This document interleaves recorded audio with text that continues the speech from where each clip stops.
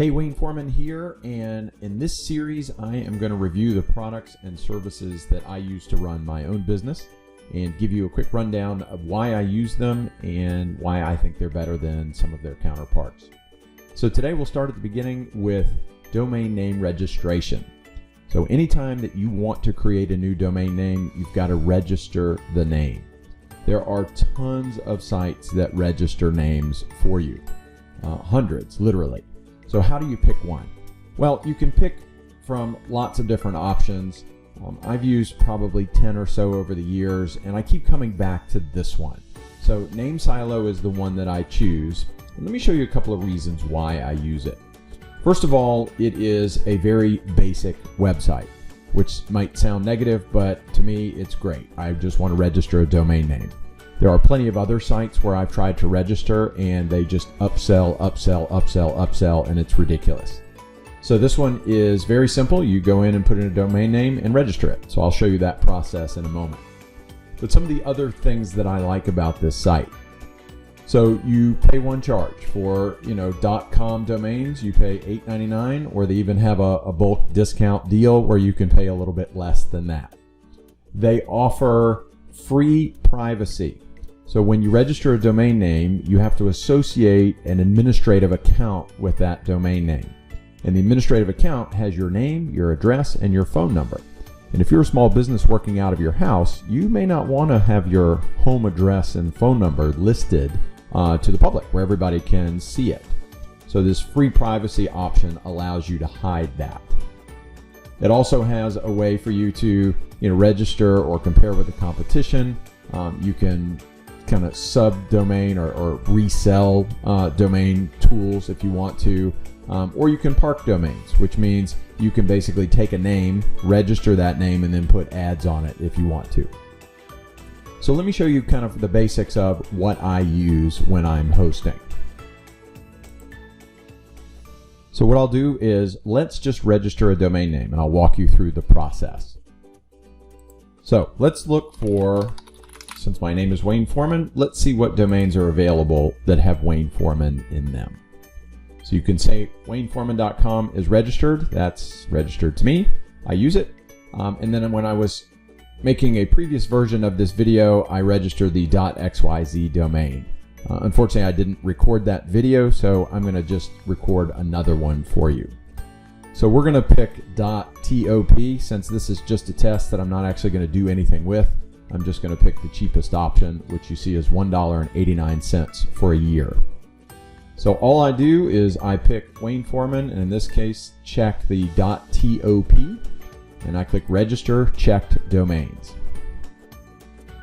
What'll happen is then we'll proceed with the shopping cart, but before I continue, I have a couple of options. So there are some predefined templates that I can assign to this new domain name. So for example, if I'm going to use Google's G Suite of products, if I click this button, it will automatically configure my domain name to work with G Suite. And you can see there are quite a few other, services that are pre-configured that you can use it with. Shopify is a big one. You will see though that one major one that is not listed would be WordPress. So if you want to host a WordPress website, which I will be covering in a future video, you don't have a template for that. However, setting it up is super simple. You'll just follow these same instructions. So you'll choose no service link. And then here's a time saver for you. You can enter name servers. So if you leave this default, you will use NameSilo's name servers. But if you're going to host a website, you're going to want to use your web host's name servers. So I brought up a separate tab here. SiteGround is the tool that I use for web hosting. You'll see I've logged into my SiteGround account, and here under my SiteGround control panel, you see it lists the SiteGround name servers. So I'm just going to take these and copy them and then put them in here. NS1 and NS2.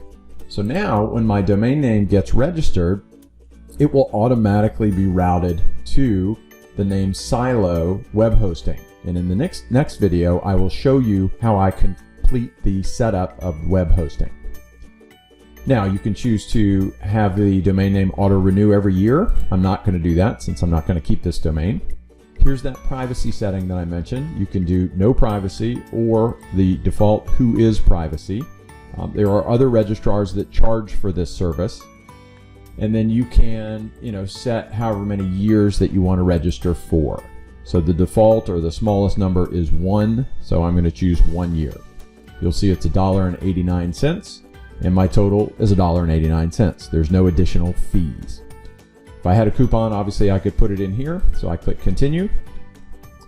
And NameSilo has this discount program where you can put money on file with NameSilo and then pay out of that account. And when you do that, you can get a discount. Now on domain names that are $1.89, there are no discounts, but on .coms that are typically $8.99, you get about a 50 or 60 cent discount. So not huge, but if you're going to register a bunch of domain names, it can be useful. So then you click place your order.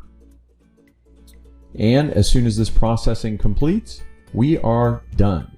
So you can see I am finished. So welcome back. I have successfully registered the domain name.